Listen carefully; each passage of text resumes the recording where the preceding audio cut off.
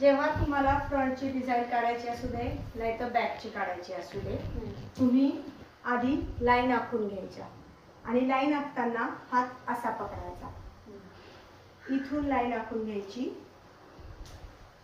इकडून एक लाईन आखून घ्यायची आणि मिडल घेताना एक लक्षात ठेवायचं, बॅकचा जो मिडल असतो तो मिडल फिंगरच्या बरोबर मधून असतो, पण फ्रंटचा जो मिडल असतो तो या दोन बोटांच्या म्हणजे मिडल फिंगर आणि त्याच्या शेजारची जी फिंगर आहे त्या दोन बोटांच्या मध्ये येतो. हे दोन महत्वाचे फरक आहेत मिडल घेताना, फ्रंटचा आणि बॅकचा.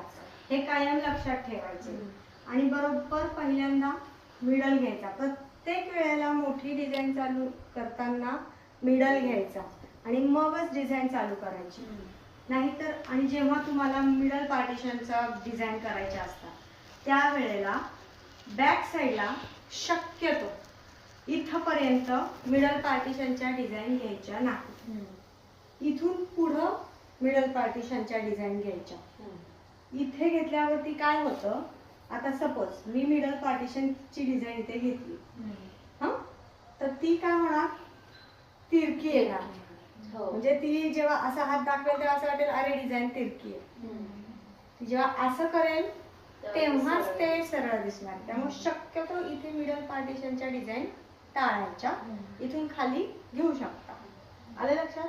प्रत्येकाच्या हाताची ठेवण वेगळी असते, त्याप्रमाणे तुम्हाला त्याला हात दुखणार नाही अशा पद्धतीने त्यांचा हात आपण घ्यायचा असतो, पिळवायचा नाही.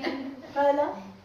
व्यवस्थित हँडल करायचं बॅक करताना, कारण आपल्याला निवांत काम करता आलं पाहिजे अशी आपली बसताना पोझिशन पाहिजे. इव्हन क्लायंट सुद्धा आपलं एकदम रिलॅक्स मध्ये पाहिजे बॅकचं करताना. कारण काय होतं, हात असा करून तिरका होतो, दुखतं, आणि रिलॅक्सेशन द्यायचं मध्ये आधी. आलं लक्षात? ओके, चला.